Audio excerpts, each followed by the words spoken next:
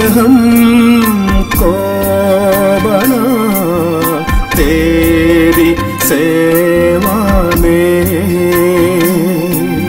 योग्य हमको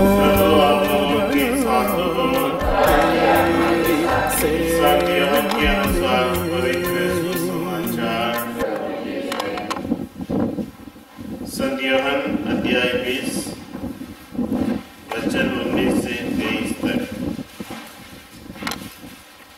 Gospel of St. John chapter 20 verses 19 to 23।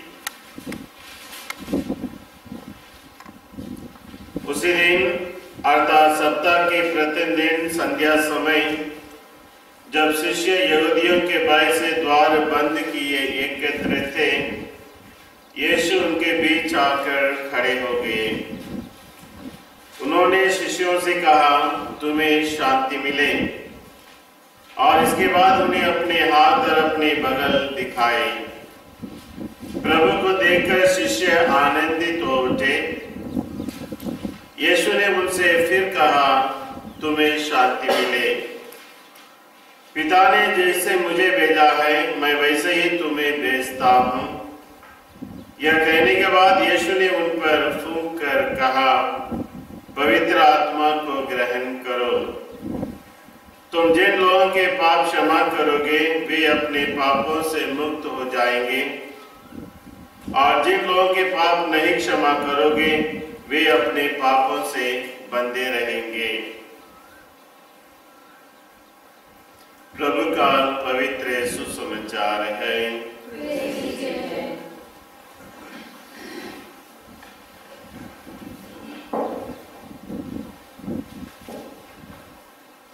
क्रिस्त में मेरे प्यारे भाई तथा बहनों,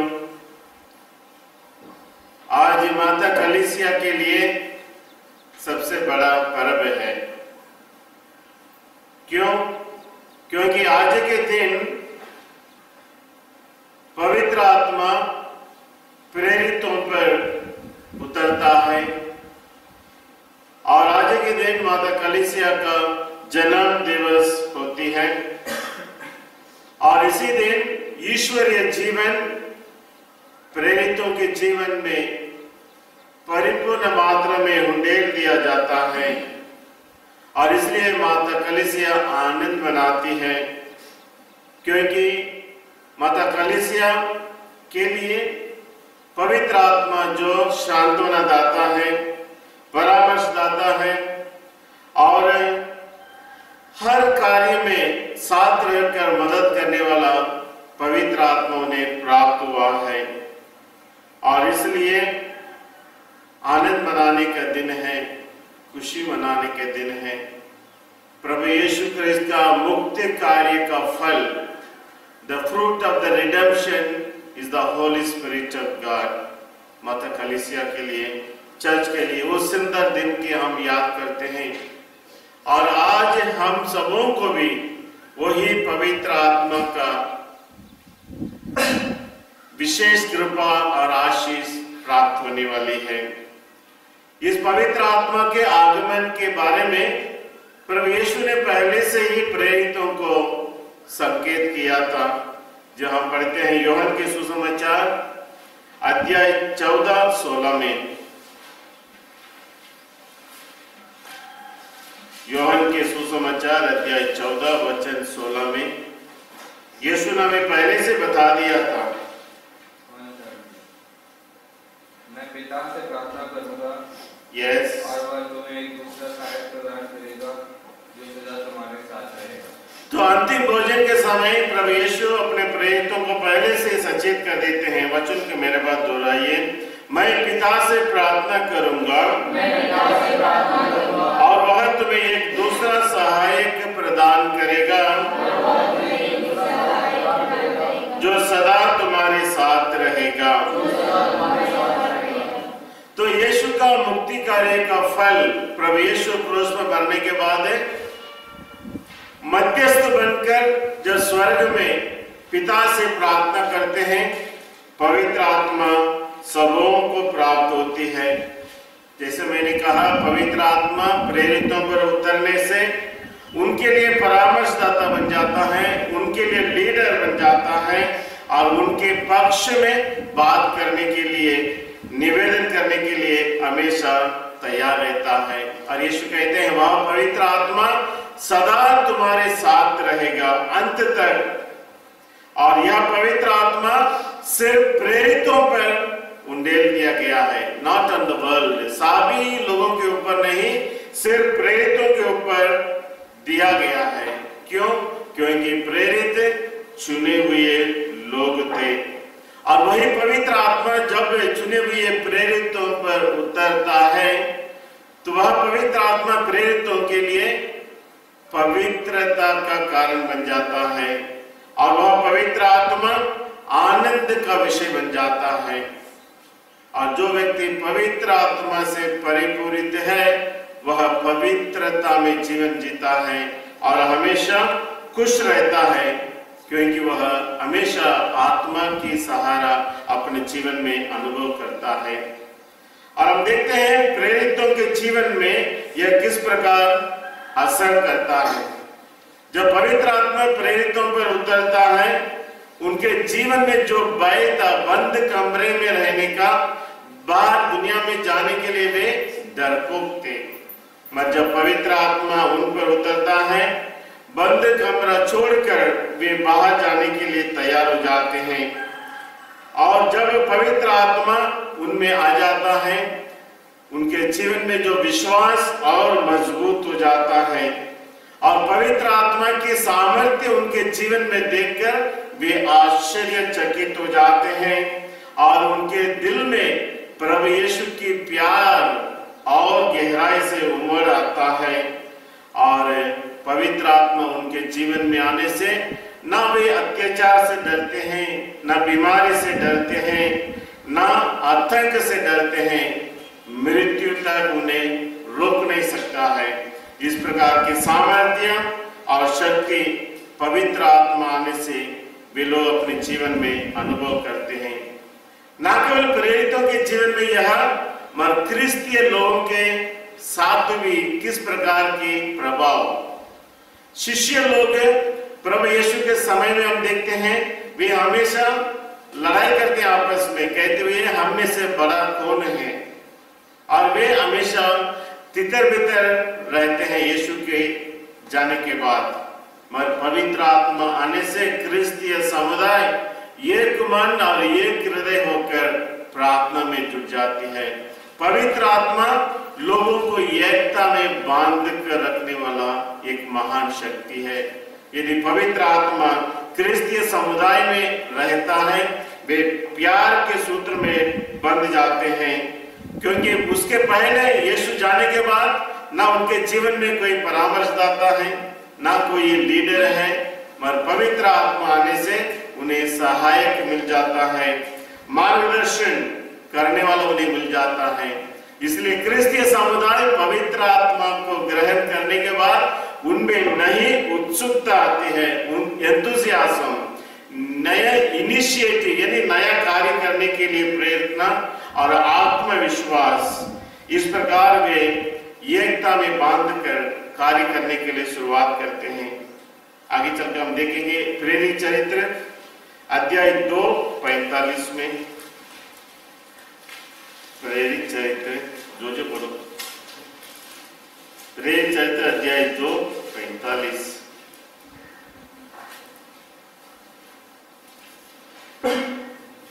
वे अपनी चल अचल संपत्ति बेचते थे या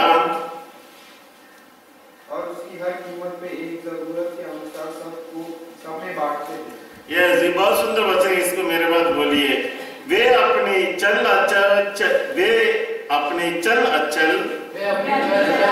और संपत्ति बेचते थे और उसकी कीमत और ये की जरूरत के अनुसार सब में बांटते थे। तो यहाँ हम देखते हैं पवित्र आत्मा प्रेरितों के जीवन में आने से क्या हुआ, अपनी संपत्ति, क्या जो अपनी संपत्ति जमीन जायदाद को क्या करते थे, बेचकर प्रेरितों के चरणों में रखते थे और प्रेरित उन्हें जरूरतमंदों में बांटते थे। यह कलीसिया की शुरुआत में एक वेरी इंपॉर्टेंट इंसिडेंट, एक महान घटना है जो पहले कभी हुआ या बाद में कभी हुआ, क्योंकि हम देखते हैं मनुष्य के जीवन में सबसे महान इच्छा होती है अपना संपत्ति बनाने के लिए, प्रॉपर्टी दैट वी वॉन्ट, है कि नहीं फिलोमिना?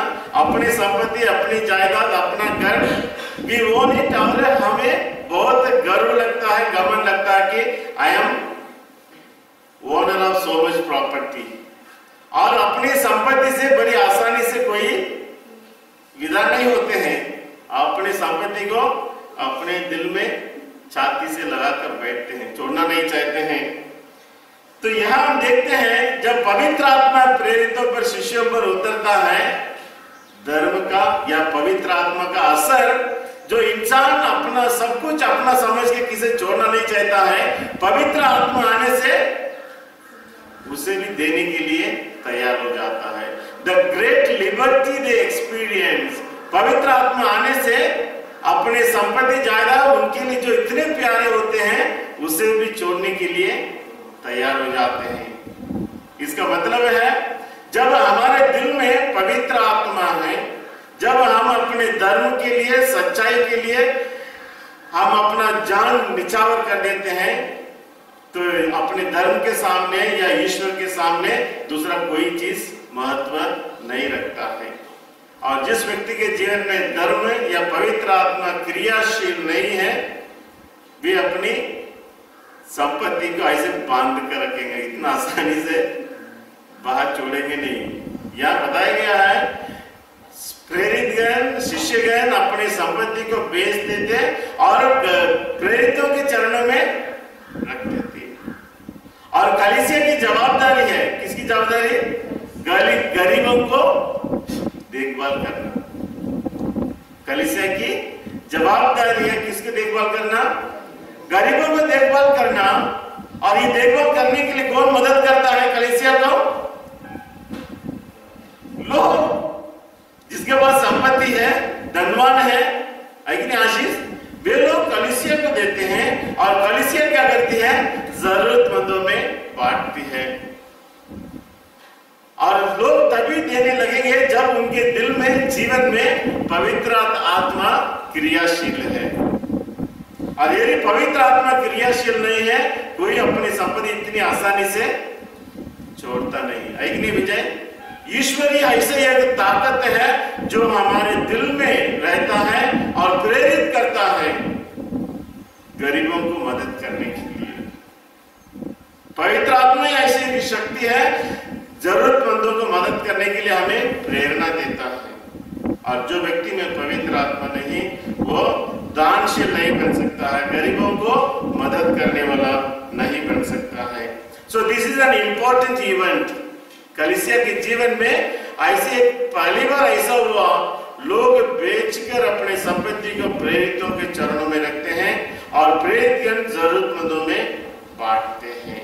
यह धर्म का असर है, पवित्र आत्मा का असर है। और इसलिए हम कभी कभी बोलते हैं, अरे ये तो मदद करता नहीं है, ये करता है, वो देता नहीं है।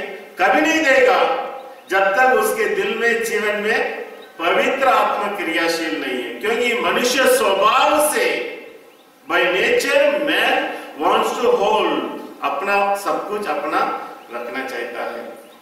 मगर यह संपत्ति जो अपना रखता है, उसे दान करने के लिए, गरीबों में बांटने के लिए, तभी उसको शक्ति मिलती है जब पवित्र आत्मा उनमें क्रियाशील है।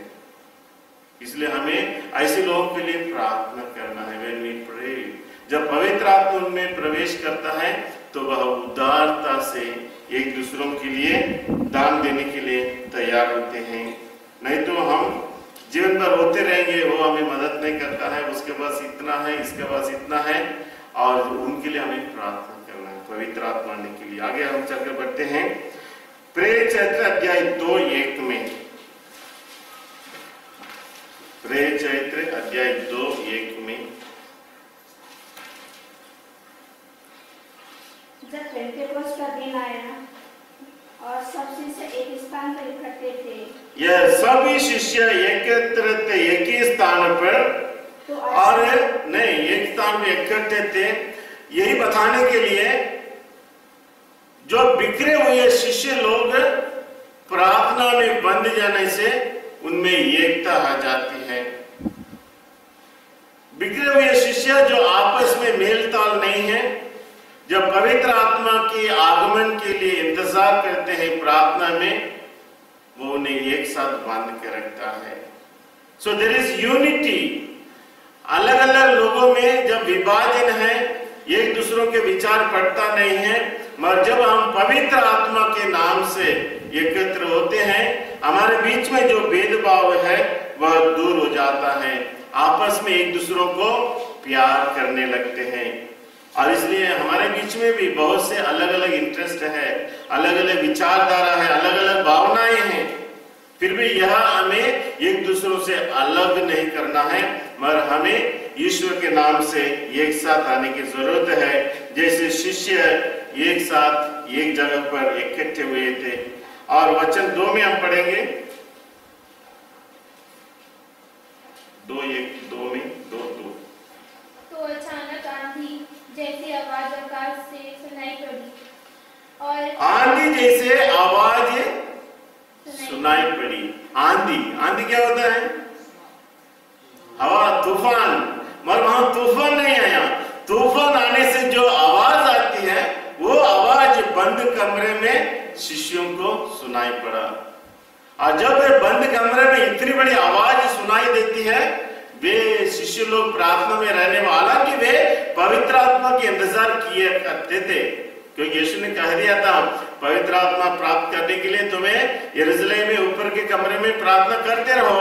मगर वे इस प्रकार होगा करके कभी सोचा नहीं था, क्योंकि वे प्रार्थना में लगे हुए थे। अचानक आंधी जैसे आवाज उसके कमरे में भर गया है, और जब आवाज उसके कमरे में आया है तो all their attention was captured। सभी लोगों का ध्यान उसकी ओर आकर्षित हुआ है, क्योंकि आगमन से पूरे कलीसिया का भविष्य निर्भर है। और प्रेरितों को भी यह अनुभव होना है, यदि पवित्र आत्मा चुपचाप आता है, पता ही नहीं चलता, उनको मालूम ही नहीं होगा। इसलिए यीशु उनके जीवन में ऐसे एक प्रभाव डालना चाहता है, क्योंकि उसने वादा किया था मैं तुम्हारे ऊपर पवित्र आत्मा भेजूंगा, और उसका आगमन सबों के लिए एक प्रकार का नई अनुभव होना चाहिए। इसलिए अचानक इतनी बड़ी आवाज आई। और आगे पढ़िए। और सुनाई पड़ी और सारा घर जहाँ वे बैठे हुए थे गूंज उठा। यस, आगे। उन्होंने एक प्रकार की आग दिखाई पड़ी जो जीवों में विभाजित होकर उनमें हर एक के ऊपर आकर ठहर गई। तो पहले आवाज आई, बाद में आग जैसे उनके ज्वाला और उनके बीच में उतरते हुए देखा। पहले उन्होंने देखा है उस आग को, और वह दूसरी बात हम देखते हैं, ना केवल देखा, देखने के बाद वह जीवों में विभाजित होकर क्या किया, सभी लोगों में जाकर ठहर गया। तो पवित्र आत्मा का आगमन ऐसा हुआ, अचानक आंधी जैसे आवाज आई लोगों की अटेंशन आकर्षित करने के लिए। और जब आवाज आई तो सभी लोगों ने देखा, और आग की ज्वाला उनके ऊपर आती हुई है। और जब उन्होंने देखा उसके बाद सबों के सर पर जीवों में विभाजित होकर ठहर गया। तो इनके लिए एक अनुभव है, दे शुड नॉट फॉरगेट। ऐसी एक अनुभव जीवन में कभी भूलना नहीं चाहिए, ताकि वे पवित्र आत्मा से परिपूर्ण हो गए। अभी प्रश्न उठता है कि जीव के रूप में क्यों आया? यह जीव से बोलने के लिए, और जीव से ही अलग अलग भाषाएं बोलते हैं। और यह संकेत करने के लिए भविष्य में शिष्य लोग पवित्र आत्मा को ग्रहण कर अलग अलग जीवों में अलग अलग भाषा में वे प्रचार करने के लिए जाने वाले हैं। तो पवित्र आत्मा प्रेरितों पर आग के रूप में उतरकर, आग ने उसको जलाया नहीं। Holi spirit is a very gentle, बड़ी प्यार से सभी प्रेरितों को ऊपर ठहर जाता है और वह प्रेरित करने वाला है अभी उनको एक नया जीवन जीने के लिए। इसलिए हम कहते हैं आज माता कलीसिया का जन्म दिवस है। माता कलीसिया क्रियाशील हो जाती है। जो प्रेरितगण डरपोक थे, जो प्रेरितगण बंद कमरे थे, अभी कलीसिया की कार्य करने के लिए बंद कमरे से बाहर जाने वाले हैं। तो पवित्र आत्मा की आगमन जो आग के रूप में, जीवों के रूप में ईश्वर की उपस्थिति का संकेत है। इसके बारे में हम आगे चल के देखते हैं निर्गमन ग्रंथ में कैसे ईश्वर आग और ज्वाला में दिखाई देते हैं। निर्गमन ग्रंथ अध्याय 3:2 में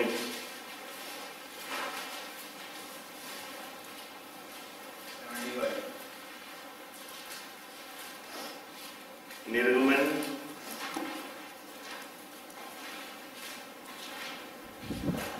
किसको मिल गया? आशीष पढ़िए। वहां से जारी की बीच में से गुजरती हुई आग की लपट के रूप में प्रभु का दिखाई दिया। यस, पढ़िए और एक बार। वहां से जारी के बीच में जारी के बीच में से निकलती हुई आग की लपट के रूप में प्रभु का दिखाई दिया। दिखाई दिया। तो यहाँ हम देखते हैं कैसे ईश्वर भी अपनी उपस्थिति को आग के रूप में किसको दिखाई देते हैं? मूसा को दिखाई देते हैं। आगे चलकर हम देखेंगे वही निर्गमन ग्रंथ अध्याय 19:16 में। निर्गमन ग्रंथ 19:16 में कैसे ईश्वर आग में आवाज में दिखाई देते हैं। तीसरे दिन प्रातःकाल बादल गरजे, बिजली चमकी, पर्वत पर काले बादल छा गए, निदान सुनाई पड़ा, निनाद सुनाई पड़ा और शिविर में सभी लोग कांपने लगे। तो यहाँ हम देखते हैं ईश्वर के आगमन कैसे बादल गरजने लगा। जहाँ आवाज होती है और प्रातः काल में सवेरे सवेरे बादल गरजती है, बिजली चमकती है, तो यह संकेत है ईश्वर के आगमन। इस प्रकार प्रेरितों के समय जीवों के रूप में, आग के रूप में दिखाई पड़े। मगर जब प्रभु यीशु के ऊपर पवित्र आत्मा उतरा, कब उतरा आशीष? पवित्र आत्मा प्रभु यीशु के ऊपर कब उतरा? यस, बपतिस्मा के समय। उस समय क्या आग के रूप में उतरा? कबूत के रूप में उतरा। देखो अलग अलग यहाँ क्या संकेत है। जब प्रभु यीशु के ऊपर बपतिस्मा के समय पवित्र आत्मा उतरता है, इसका संकेत है कबूत ऐसे एक प्राणी है जो नम्र है, सद्गुणों से भरा हुआ है, वेरी माइल्ड। तो जीसस प्रभु में ऐसी एक सद्गुण हम देख सकते हैं, इसकी ओर संकेत करता है। और इसलिए अलग अलग समय पर अलग अलग लोगों पर पवित्र आत्मा का आगमन होता है। और प्रेरित अध्याय 2:4 में हम पढ़ेंगे।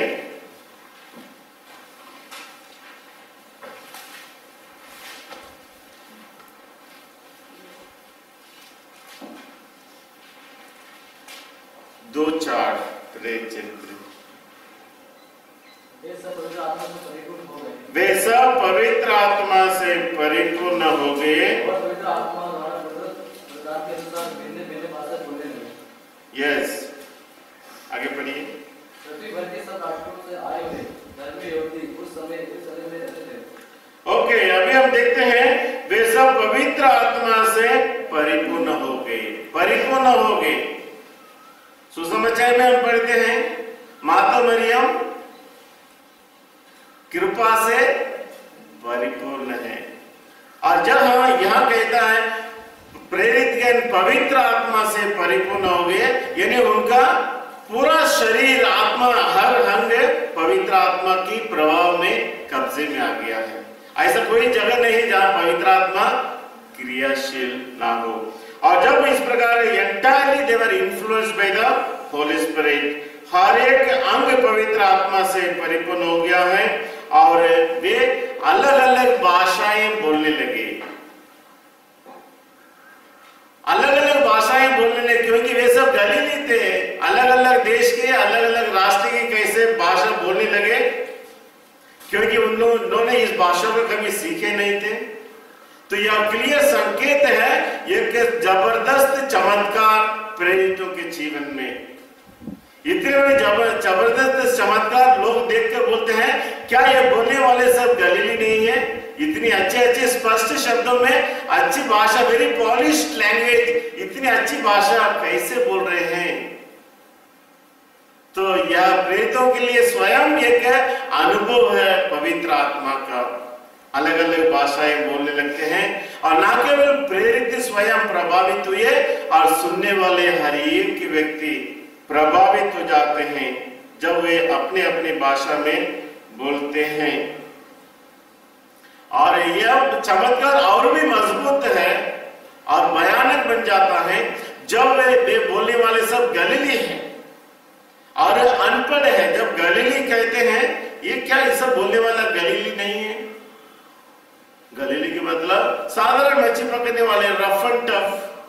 उनके पास ना उन्होंने कभी दूसरा देश देखा है ना कभी दूसरा भाषा बोला है, ये सब गलीली। तो उतना ही और भी महत्वपूर्ण हो जाता है जब वे अलग अलग भाषाएं बोलने लगते हैं। योहन के सुसमाचार में हम देखते हैं 146 में, योहन के सुसमाचार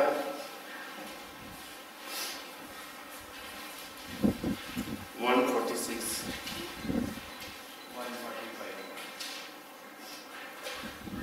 पढ़िए।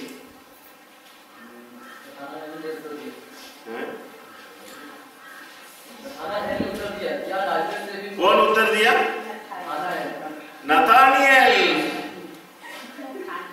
नथानिएल ने उत्तर दिया क्या नाज़रेत से, गलीलिया से कोई अच्छी चीजें आ सकती हैं? तो लोगों के मन में यह विचार है गलीली मछली पकड़ने वाले नाज़रेत के लोग कोई काम का नहीं, अनपढ़ लोग हैं। धिक्कारने की बात है जब ये कहते हैं ये सब बोलने वाला गलीली नहीं है, मतलब उनको धिक्कारते हैं, अपमान करते हैं।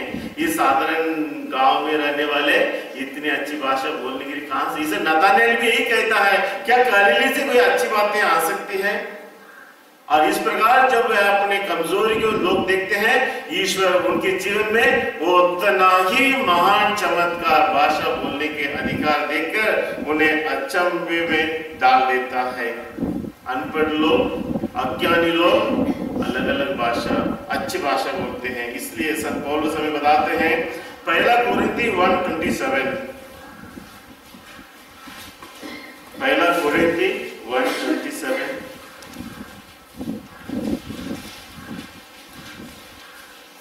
ज्ञानियों को लज्जित करने के लिए ईश्वर ने उन लोगों को चुना है।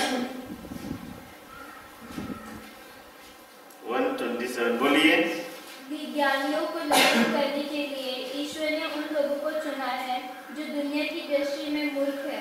यस, आप लोग इस वचन की मेरे बात बोलिए। ज्ञानियों को लज्जित करने के लिए, ज्ञानियों को लज्जित करने के लिए ईश्वर ने उन लोगों को चुना है जो दुनिया की दृष्टि में मूर्ख है। गलीली लोग तो सच में दुनिया की दृष्टि में मूर्ख, सभी लोग इसको मूर्ख के समझते, बेवकूफ समझते थे, अनपढ़ गंवार लोग समझते थे।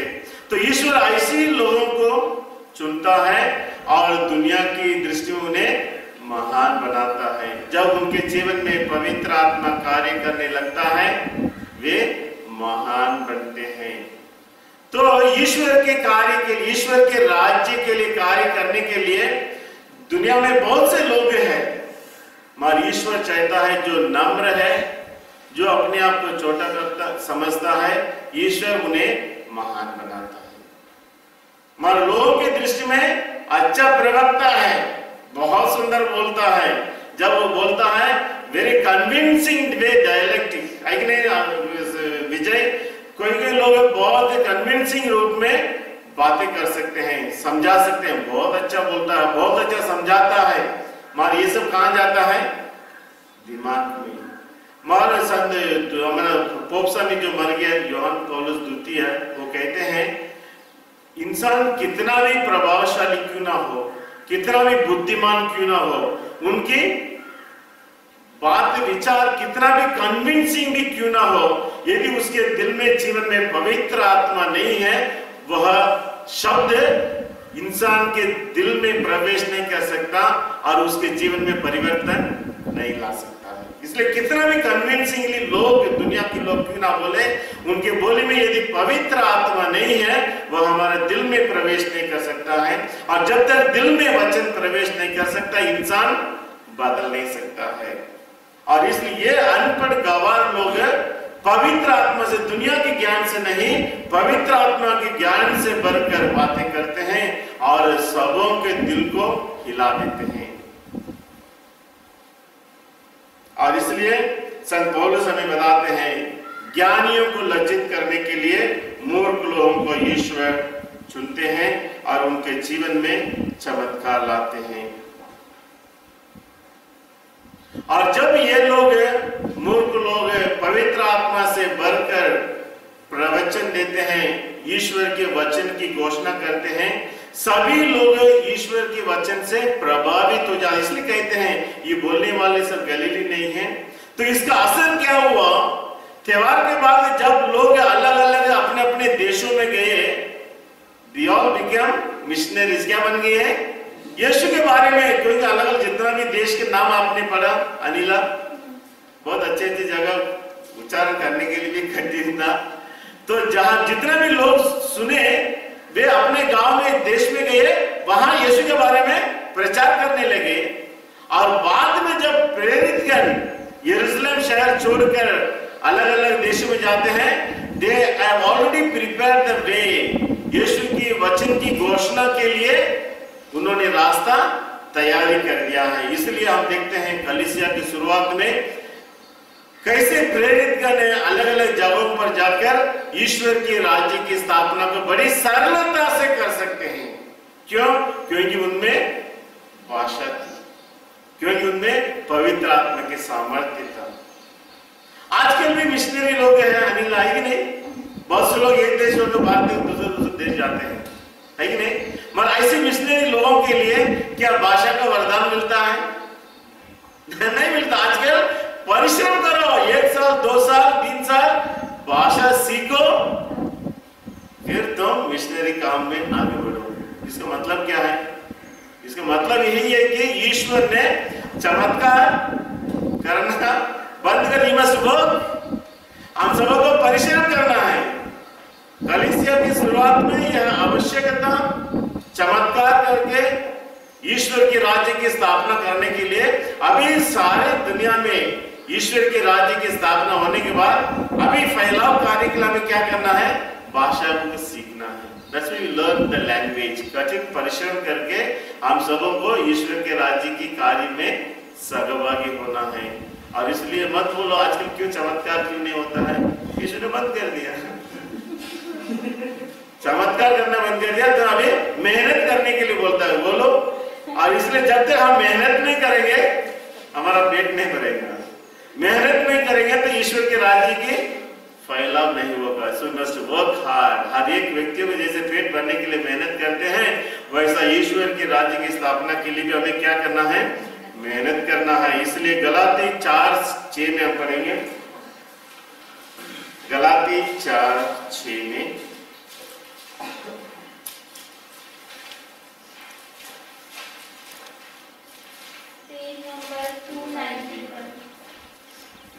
पढ़िए अनिला।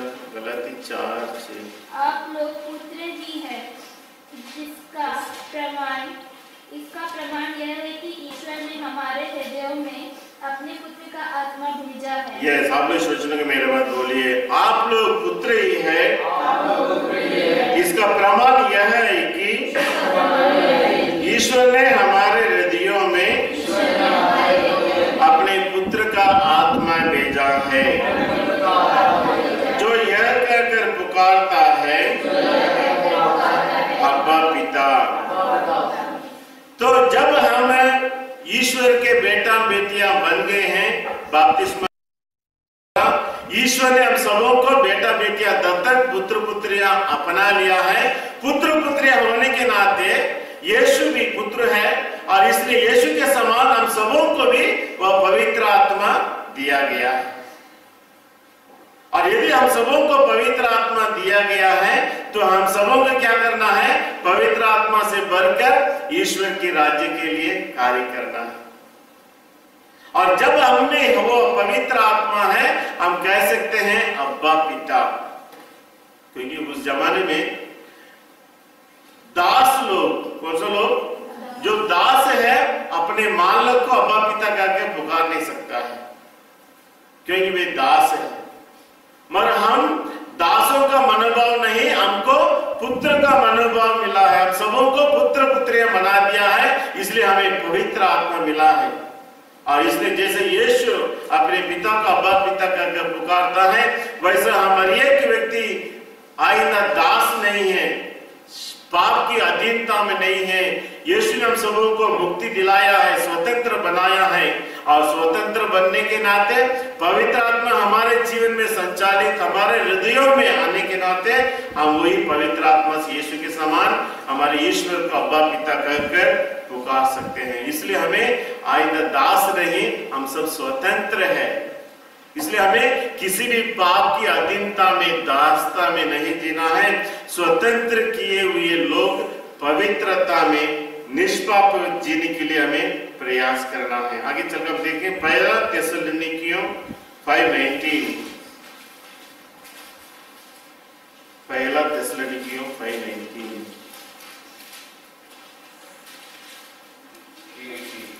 सिस्टर अंजना बोलो। पहला थिस्सलुनीकियों 5:19।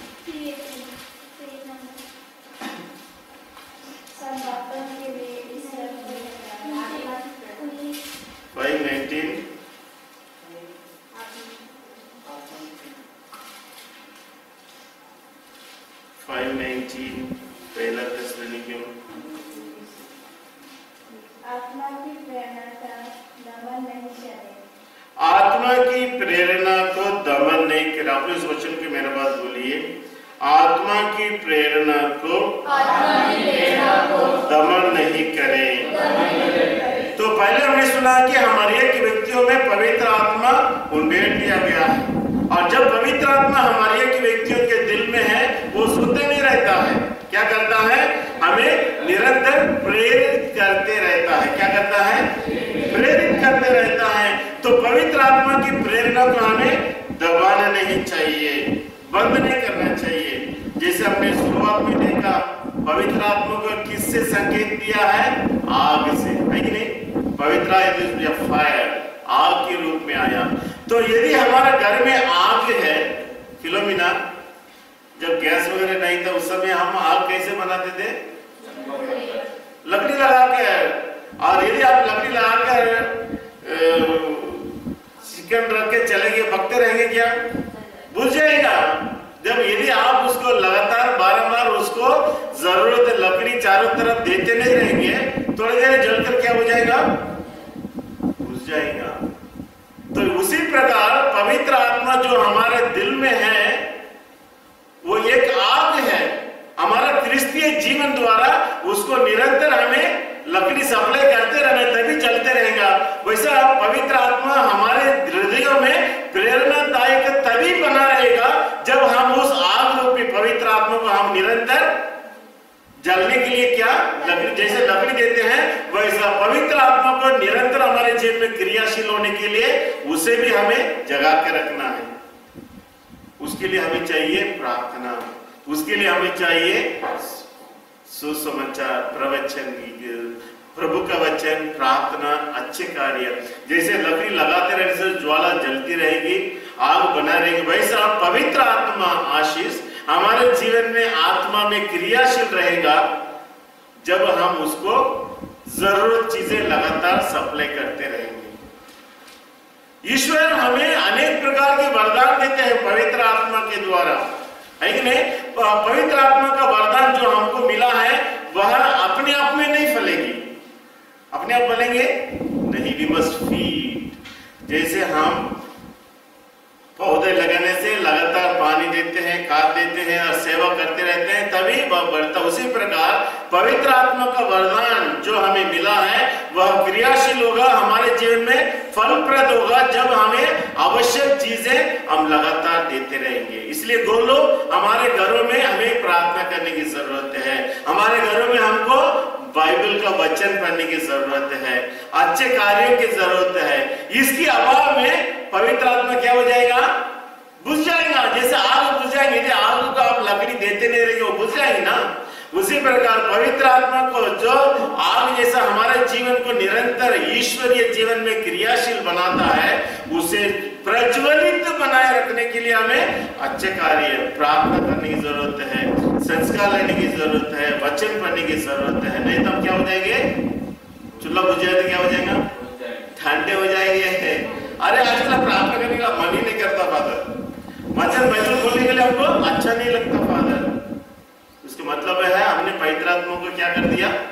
सुला दिया, बुझा दिया, यस बुला दिया। आग को हमें निरंतर जलते रहने के लिए लकड़ी देते रहना है कि नहीं? जो यदि हमारे जीवन में इस प्रकार है, पवित्र आत्मा क्रियाशील नहीं है, आप प्रार्थना में उत्सुकता नहीं दिखाएंगे। So it depends on how you feed yourself। इसलिए हमें पवित्र आत्मा जो वरदान हमारे हृदयों में उमड़ पड़ा है उसको हम निरंतर जीवित रखना है, जलाए रखना है। इसलिए 2 तिमोथी 1:6 में हम पढ़ेंगे। 2 तिमोथी 1:6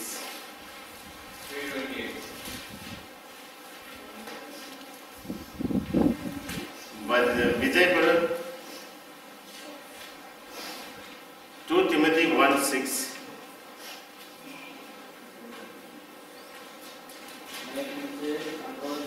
यस, मैं तुमसे अनुरोध करता हूँ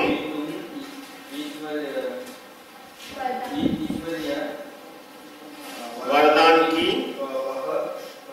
द्वारा प्रज्वलित बनाए रखें जो मेरे हाथों के आरोपण से तुम में विद्यमान है।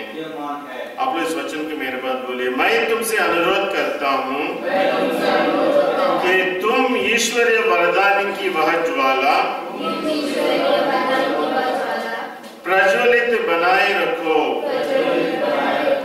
जैसे आग जलते समय हम उसको पंखा करते हैं कि नहीं? फिर क्या होता है जब हम पंखा करते हैं, क्या कहते हैं? ज्वाला और बहुत लंबे और बहुत प्रकाशमान होकर जलता है। तो संत पौलुस हमें बताते हैं जो पवित्र आत्मा हमें मिला है उसे प्रज्वलित बनाए रखना है, पंखा देते रहना है, यानी कार्य करते रहना है। पवित्र आत्मा को हमारे जीवन में क्रियाशील होने के लिए we must always do, अच्छा कार्य करना चाहिए, प्रार्थना करना चाहिए, बाइबल पढ़ना चाहिए, मिस्सा बलिदान में भाग लेना चाहिए। इस प्रकार पवित्र आत्मा हमें क्रियाशील होता है। नहीं तो पवित्र आत्मा आग जैसा बुझ जाएगा तो हम ठंडे बस्ते में हो जाएगा, वो ठंडे हो जाएंगे, क्या करेंगे? एक कोने में फेंक देंगे। फिर हमारे जीवन में क्रिस्तीय जीवन जीने के लिए ना उत्सुकता है, चर्च जाने के लिए, प्रार्थना करने के लिए ना कोई उत्सुकता है, फिर लोफर जैसा हम दुनिया में सवेरे सवेरे उठकर घूमते रहेंगे।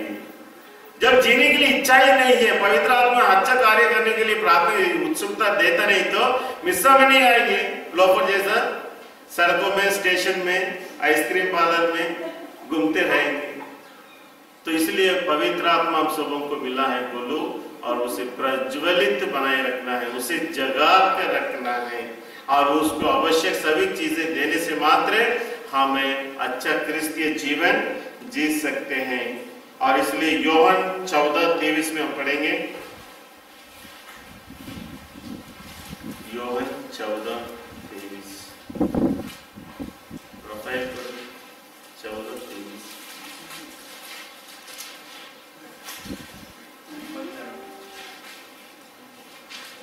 14:23 मिल गया।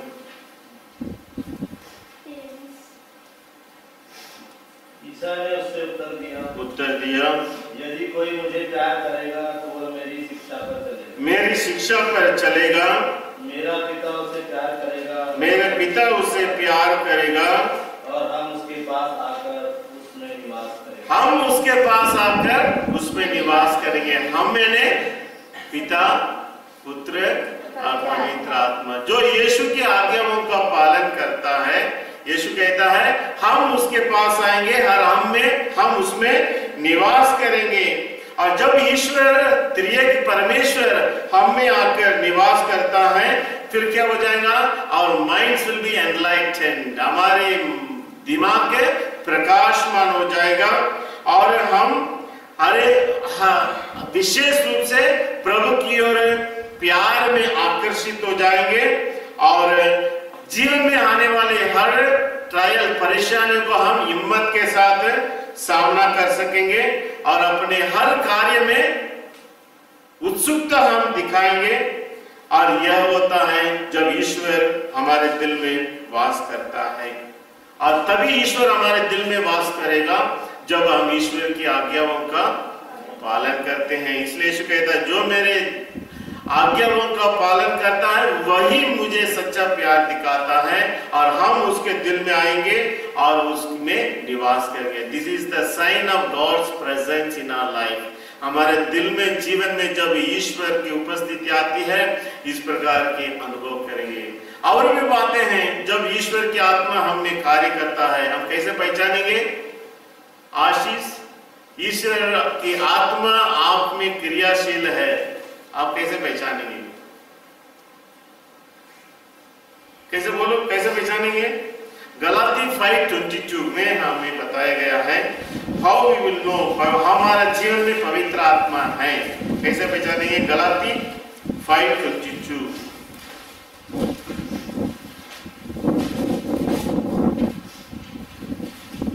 परंतु आत्मा का फल है।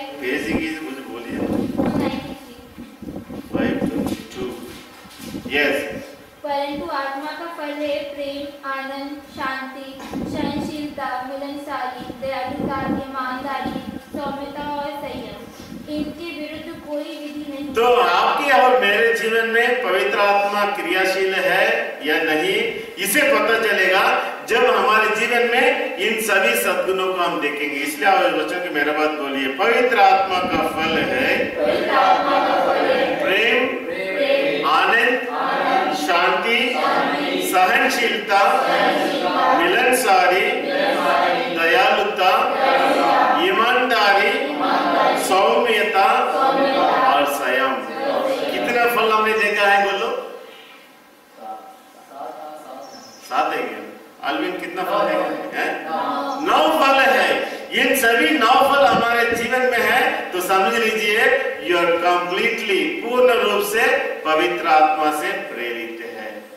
कौन सा फल है? प्रेम, आनंद, शांति, सहनशीलता।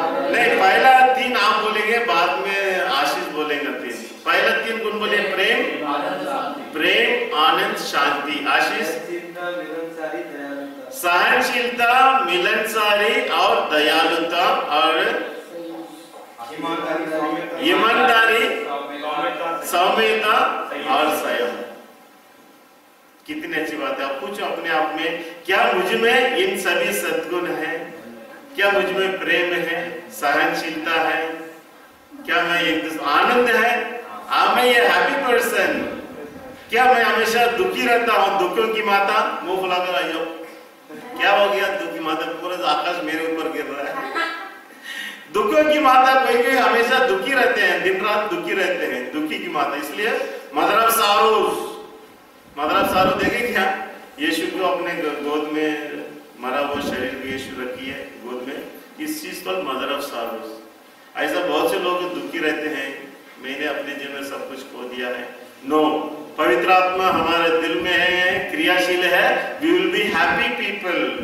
और इसलिए इन सभी सद्गुण हमारे जीवन में आने के लिए बोलो, आज यदि हमारे जीवन में ऐसे गुण की कमी है, आज पवित्र आत्मा से मांगने के दिन है। पवित्र आत्मा तुम्हारे सभी सद्गुणों से, तुम्हारे फलों से मेरे जीवन को भर दीजिए।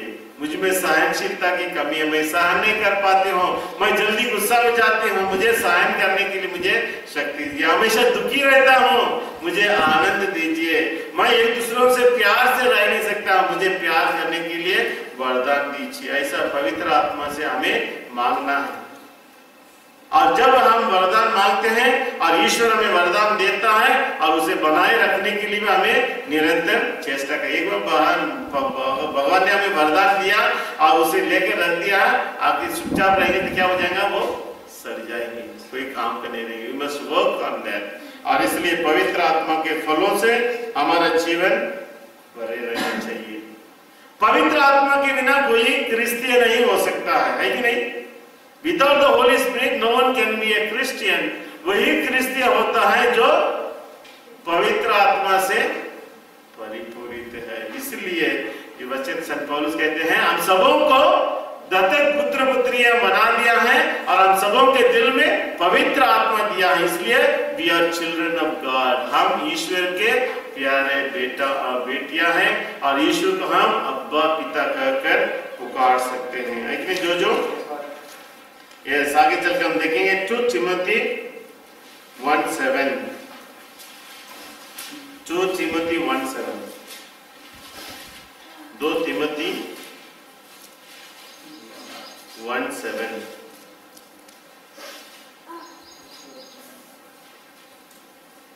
सिस्टर मेरी को 1:7।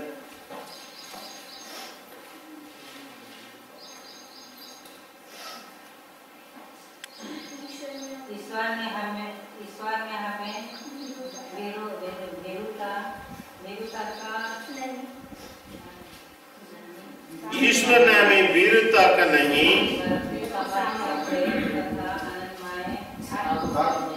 बल्कि सामर्थ्य, प्रेम तथा आत्म संयम का मनोभाव प्रदान किया है।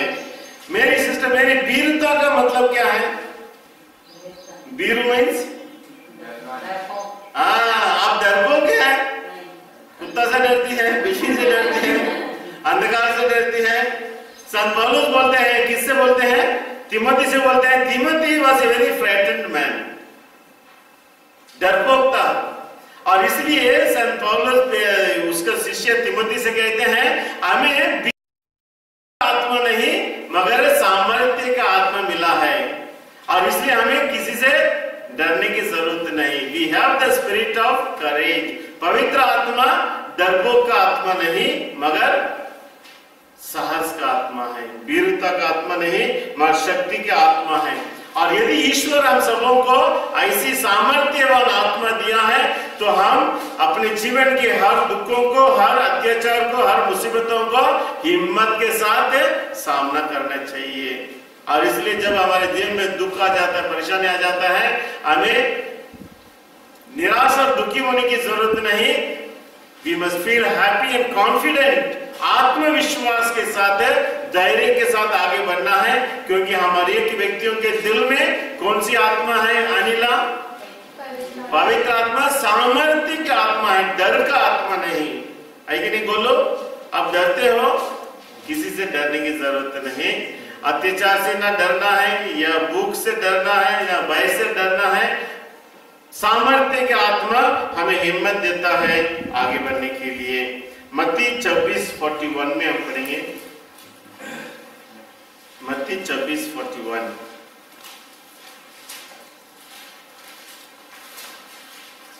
सिस्टर एलिजाबेथ, मत्ती 24:41।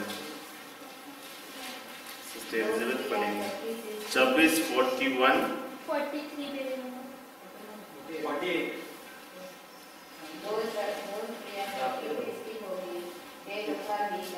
24:41, 26:41।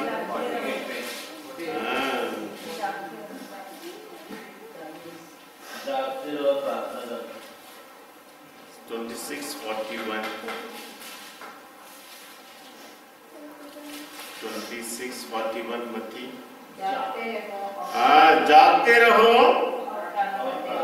और प्रार्थना करते रहो, परीक्षा में ना पड़ो। आप लोग सोचेंगे कि मेरा बात बोलिए, बोलू।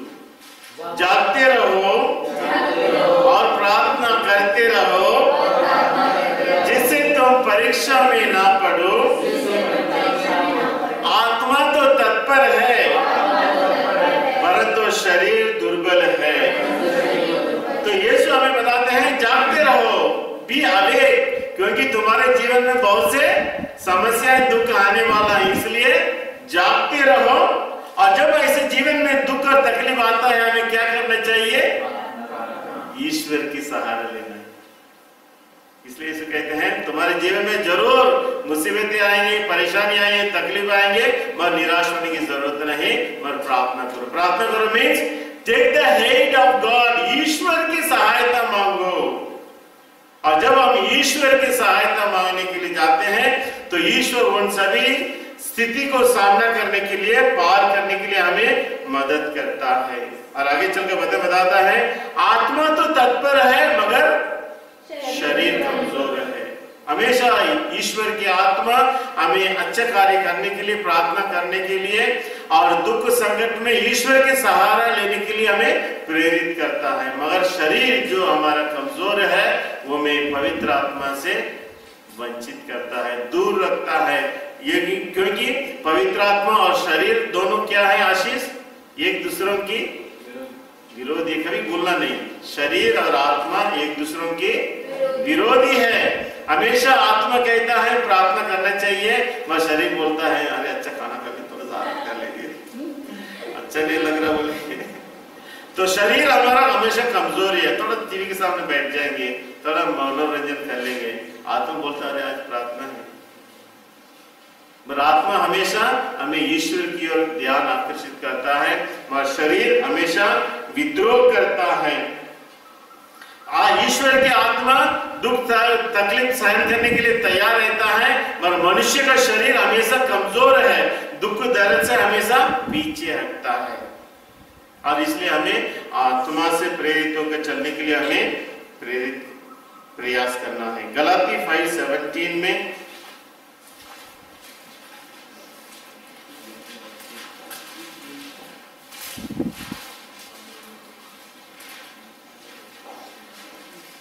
शरीर तो आत्मा के विरुद्ध इच्छा करता है और आत्मा शरीर के विरुद्ध, ये दोनों एक दूसरे के विरोधी है।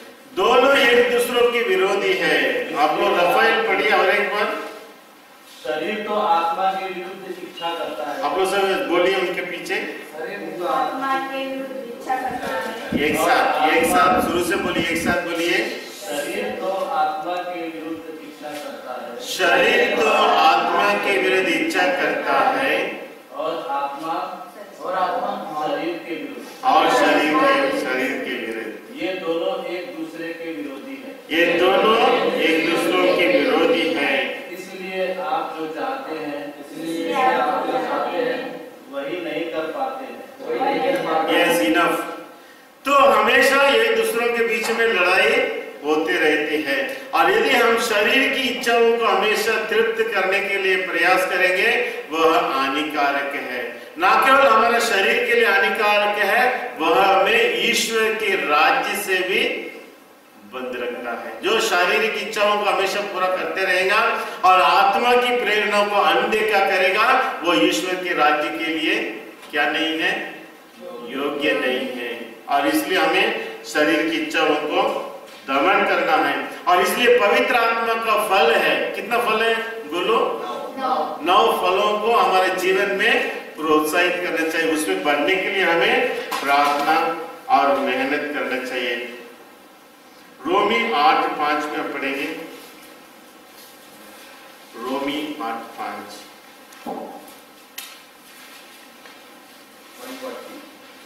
रोमी 8:5।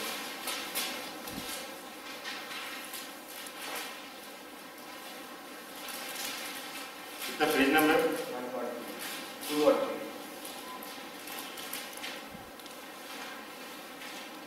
रोमी 8:5।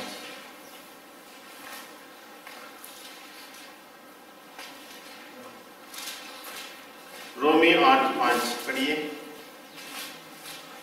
क्योंकि जो शरीर की वासनाओं से संचालित है, जो शरीर की वासनाओं से संचालित है, वे शरीर की बातों की चिंता करते हैं, शरीर की बातों की चिंता करते हैं, और इसका परिणाम मृत्यु है।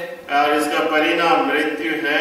जो आत्मा से संचालित है, जो आत्मा से संचालित है, वे आत्मा की बातों की चिंता करते हैं। वे आत्मा की बातों की चिंता करते हैं और इसका परिणाम जीवन और शांति है। जीवन और शांति। कितनी सुंदर बात है। आप लोग इस वचन की मेरे बात बोलिए। जो शरीर की वासनाओं से संचालित है वे शरीर की बातों की चिंता करते हैं और इसका परिणाम क्या परिणाम? मृत्यु है। और जो आत्मा से संचालित है वे आत्मा की बातों की चिंता करते हैं और इसका परिणाम जीवन और शांति है। तो वो उदाहरण के लिए आशीष में आपसे पूछता हूँ, शरीर की बातों की चिंता क्या क्या हो सकता है? खाना पीना, कपड़ा पहनना चाहिए, मोबाइल होना चाहिए और बाइक होना चाहिए, टीवी। अनिल आप तो बताओ शारीरिक चिंता। जो शारीरिक बातों की चिंता करते हैं वो हमें मृत्यु क्यों ले जाते हैं, उसी के बारे में पूछ रहे हैं।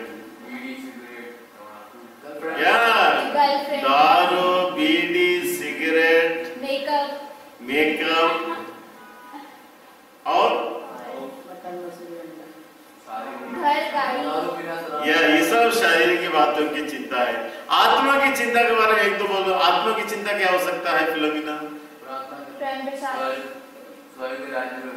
स्वर्ग के बारे में सोचना है, ईश्वर के राज्य के बारे में सोचना है,